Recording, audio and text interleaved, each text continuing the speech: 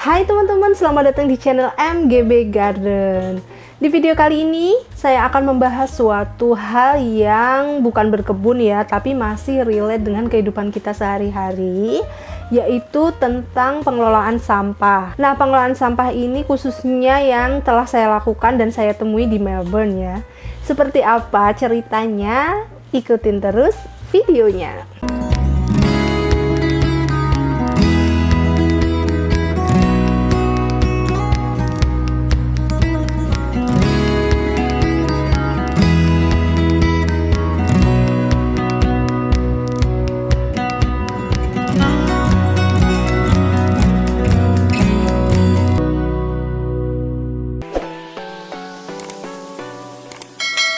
Nah, teman-teman yang baru bergabung, selamat datang di channel MGB Garden. Nah, untuk yang baru tahu bahwa kami sekeluarga tinggal di Melbourne, Australia. Dan kali ini saya membahas tentang pengelolaan sampahnya. Kalau sebelumnya saya juga udah pernah cerita tentang bagaimana pasar di Melbourne, bagaimana tentang perpustakaan benih, bagaimana kalau saya beli sayuran dan bahan-bahan makanan. Juga ada tentang pasar tani dan juga kebun. Semuanya ada di kolom video di channel MGB Garden. Silakan scroll dan search sendiri jika teman-teman berminat menyaksikannya. Oh ya, waktu saya pertama kali datang ke Melbourne, saya mengikuti sosialisasi dari pemerintah. Di situ dijelaskan seluk-beluk persampahan yang ada di Melbourne. Harapannya adalah semua residen atau warga itu tahu bagaimana harus memperlakukan sampah-sampah hasil dari konsumsi keluarga gitu, teman-teman. Di situ saya merasa, wah, ternyata keren juga ya pengelolaan sampah di Melbourne. Wah, ternyata banyak hal yang belum saya tahu, jadi saya tahu. Sehingga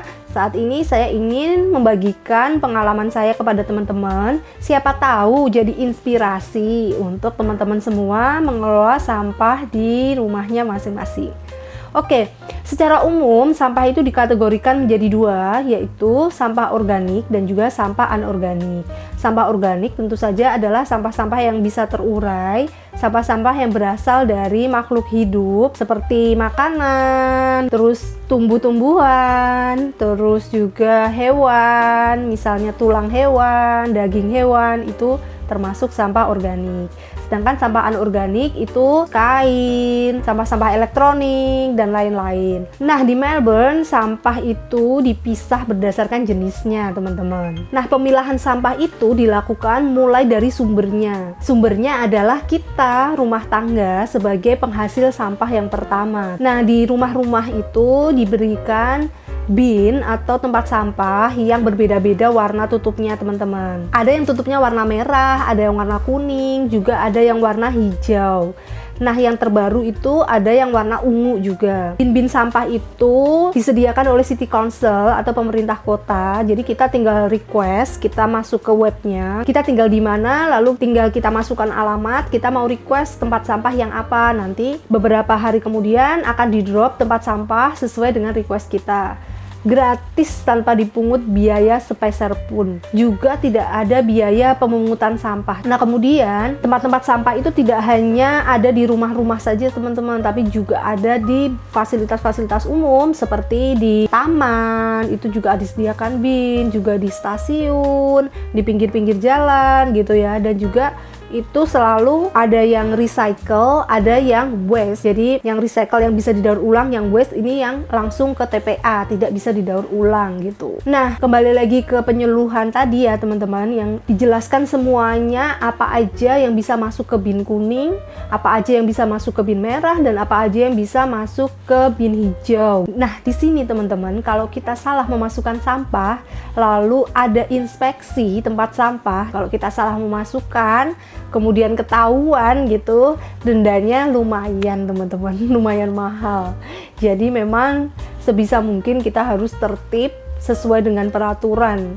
Nah, bin-bin yang ada di rumah itu diangkut oleh mobil sampah seminggu sekali. Tinggal kita dorong ke pinggir jalan, akan ada mobil pengangkutnya. Mobilnya itu mobil bak tertutup ya, teman-teman, seperti ini, yang dia bisa mengambil lalu memasukkan isinya, dituang ke dalam baknya. Nah, ini hanya dikerjakan oleh satu orang karena ini bekerja menggunakan sensor ya, teman-teman, menggunakan mesin. Jadi sudah terstandar. Semua tempat sampah yang ada di Australia memang diproduksi khusus dan memang fit atau pas dengan mobil pengangkut sampahnya. Oke, nah sekarang kita mau cerita tentang jenis-jenis sampahnya ya.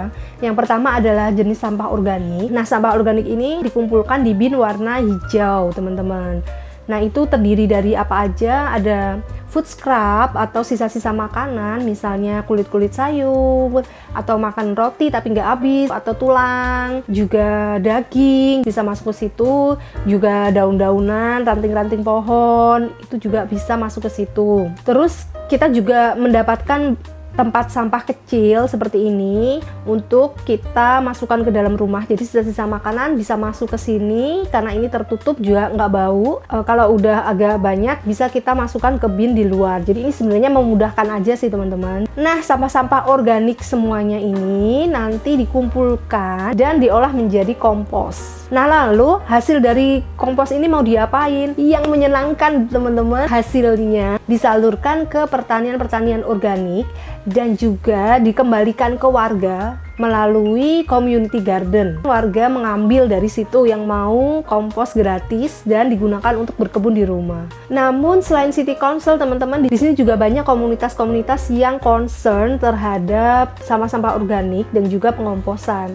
Jadi salah satunya ada namanya Share Waste, itu sebuah aplikasi. Di aplikasi itu bisa mendeteksi di sekitar kita mana nih tetangga yang mempunyai kompos bin yang besar atau komposter yang besar. Kita boleh nitip membuang sampah organik di tempat dia, di komposter dia, sehingga sampah itu tidak terbuang sia-sia, tidak langsung ke landfill atau ke TPA, tapi bisa diolah dan nanti hasilnya mungkin bisa kita manfaatkan bersama-sama gitu, sharing antar tetangga. Pemerintah itu juga sering mengadakan pelatihan-pelatihan berkebun gratis, terutama tentang bagaimana cara mengompos di rumah, juga bagaimana mengompos dengan cara worm farm, dengan bantuan cacing, juga dengan bokashi. Nah, itu kita bisa menyesuaikan dengan kebutuhan kita, dengan kondisi rumah kita gitu. Produk-produk tempat komposternya atau worm farmnya itu dijual oleh pemerintah lebih murah dibandingkan ketika kita membeli di toko pertanian. Nah, itu salah satu usaha untuk membuat warganya melakukan pengomposan. Oh ya, selain dihasilkan dari rumah tangga,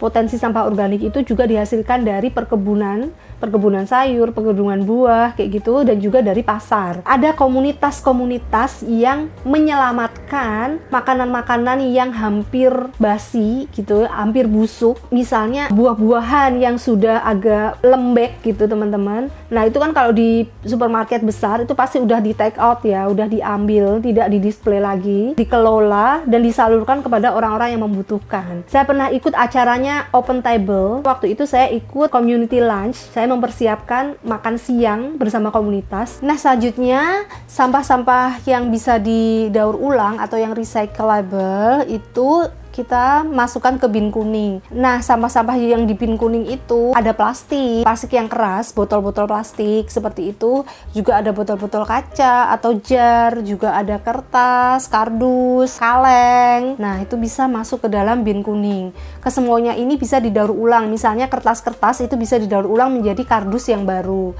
Kemudian botol-botol plastik bisa didaur ulang menjadi botol yang baru. Botol-botol kaca juga bisa diolah lagi menjadi botol-botol kaca yang baru. Dan nanti hasilnya biasanya produk-produk itu akan ada di kemasannya. Kami menggunakan plastik recycle seperti ini contohnya. Nah, tapi ada sampah yang tidak bisa di-recycle oleh City Council, jadi tidak bisa masuk ke dalam bin yang warna kuning itu. Adalah sampah plastik yang soft tapi ya, seperti kresek, plastik-plastik yang lentur gitu teman-teman, nggak bisa masuk karena pemerintah belum mempunyai mesin yang bisa untuk mengolah itu. Dan ketika soft plastik itu masuk ke dalam sampah kuning, maka akan membuat mesinnya itu rusak, teman-teman. Nah, meskipun begitu, ada namanya Red Cycle. Ini adalah pengelola sampah soft plastik, khusus soft plastik, tapi bukan berada di bawah pemerintah setahu saya ya, yang bisa mendaur ulang soft plastik dan bisa diubah menjadi kantong belanja,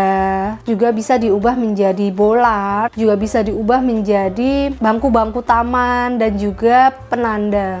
dan bisa digunakan sebagai campuran untuk membuat aspal di jalanan, teman-teman. Keren kan? Semoga suatu saat di Indonesia ada teknologi yang secanggih itu ya, teman-teman. Nah, terus apa sih yang ada di bin warna merah itu yang langsung ke TPA yang non recyclable? Nah, itu seperti nepis atau popok sekali pakai, terus tisu. Sebenarnya tisu bisa dikomposkan, cuman mengandung limbah infeksius kalau kita lagi sakit, pilek, rentan terkontaminasi. Jadi tidak bisa untuk di-recycle. Nah, selain dari pemerintah itu juga ada perusahaan yang menerima sampah tekstil atau sampah baju yang nanti bisa didaur ulang baju-bajunya dan digunakan untuk membuat kain yang baru atau membuat pakaian yang baru. Itu keren banget, teman-teman, karena selama ini sampah kain atau sampah tekstil itu yang paling susah untuk diolah ya. Nah, sekarang saya akan mengajak teman-teman untuk melihat bagaimana kalau di rumah saya itu mengelola sampahnya. Nah, di sini saya mempunyai 3 tempat sampah besar, teman-teman. Yang ini berbeda-beda peruntukannya. Ada yang khusus untuk sampah recyclable, nanti akan masuk ke bin kuning di luar. Tapi kan kalau kita habis makan gitu misalnya, lebih mudah langsung kita masukkan tempat sampah yang di rumah gitu ya. Sehingga saya menyiapkan semua ini di dalam rumah. Terus juga ada yang untuk sampah soft plastik yang nanti akan saya setorkan ke recycle yang di supermarket itu. Juga sampah organik, juga ada sampah yang nanti dibuang langsung ke landfill. Untuk sampah organik nggak serta-merta semuanya langsung saya buang ke bin hijau ya, teman-teman. Jadi saya juga punya komposter di rumah walaupun kecil ya. Nah, itu biasanya saya kumpulkan dan saya masukkan ke dalam komposter saya sendiri. Juga misalnya air cucian beras itu biasanya saya tampung juga untuk saya gunakan menyiram tanaman atau bisa juga digunakan untuk membuat pupuk.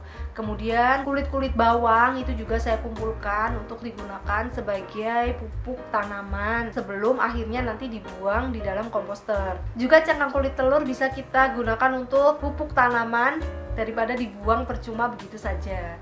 Jadi yang masih bisa kita gunakan sendiri ya kita gunakan sendiri gitu, teman-teman. Nah, itu tadi teman-teman pengelolaan yang di rumah saya. Sekarang kita berbicara tentang apa sih cara-cara kita atau usaha-usaha yang bisa kita lakukan untuk mengurangi sampah yang kita hasilkan.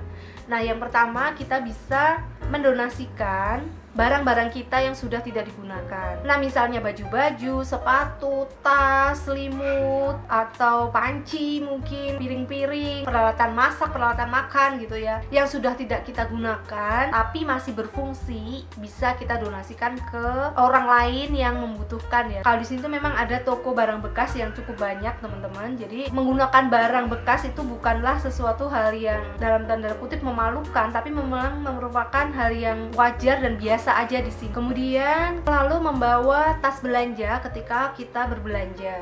Hindari tas sekali pakai, kresek ataupun tas kertas. Baiknya kita gunakan lagi semaksimal mungkin sampai nggak bisa digunakan lagi, teman-teman. Terus selanjutnya kita bisa juga belajar menyimpan bahan makanan dengan benar, teman-teman, agar tidak terbuang sia-sia. Kadang kita kalau makan buah terus kita makan sebagian dan sisanya lagi kita biarkan begitu aja di meja atau kita masukkan kulkas begitu aja tanpa disimpan dengan benar, bisa jadi itu busuk atau udah tidak enak lagi dan kita udah nggak mau makan, kita buang deh. Kemudian kita juga bisa membiasakan diri untuk menghabiskan makanan yang kita pesen atau makanan yang kita masak. Sebisa mungkin kita membeli produk-produk dari box store. Kalau zaman dulu kan kita membeli beras itu bawa kantong sendiri atau membeli minyak tuh bawa tempat sendiri. Nah, kalau itu bisa kita lakukan, itu tentu saja akan mengurangi sampah plastik banyak banget. Nah, itu tadi beberapa tips dan cara-cara agar kita bisa mengurangi sampah. Nah, meskipun itu tadi cerita saya di Australia, tapi di Indonesia juga ada tempat-tempat yang bisa untuk mendaur ulang sampah-sampah kita.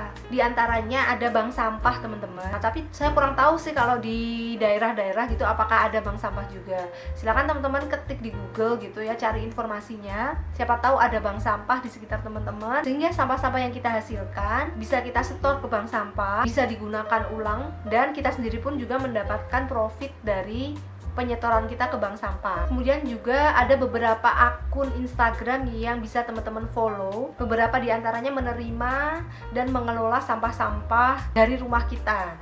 Nah, di antaranya ada Beberes ID, ini mengelola sampah tekstil dan juga ada sampah elektronik, sampah furniture dan lain-lain. Kemudian ada Jelantah for Change, menerima minyak bekas atau minyak jelantah yang akan diubah menjadi biodiesel. Kemudian juga ada e-waste yang mengepul sampah-sampah elektronik. Kemudian ada Rebrik yang mendaur ulang sampah saset menjadi paving block. Dan juga ada akun-akun yang teman-teman bisa belajar, mendapatkan banyak informasi tentang bagaimana mengelola sampah di rumah. Dan juga ada yang menyediakan produk-produk yang ramah lingkungan. Di antaranya adalah Demi Bumi ID, Zero Waste ID Official, Sustaination, Sustainable Indonesia, dan juga Kertabumi Recycling Center. Mungkin masih ada beberapa atau banyak akun-akun serupa. Silakan teman-teman kalau punya info tulis aja di kolom komentar agar banyak orang yang membutuhkan bisa mendapatkan solusinya gitu. Nah, itu dia teman-teman cerita tentang sampah dan pengelolaannya. Saya sendiri pun masih belajar, masih belum sempurna teman-teman, masih banyak yang harusnya bisa didaur ulang tapi masih saya buang ke tempat sampah, atau harusnya bisa dikomposkan tapi masih masuk ke tempat sampah dan sebagainya. Masih banyak hal yang perlu saya sendiri belajar. Memang untuk hidup minum sampah itu step by step, sedikit demi sedikit. Jadi di sini saya mengajak teman-teman semuanya, mari kita bersama-sama, mari kita belajar bersama-sama, mari kita membiasakan diri bersama-sama teman-teman ya. Karena ini baik banget untuk bumi kita, untuk kehidupan kita, kehidupan anak cucu kita semuanya teman-teman ya. Oke, sekian video saya kali ini, semoga bermanfaat untuk teman-teman semua. Terima kasih sudah menyaksikan dan sampai jumpa di video selanjutnya. Bye.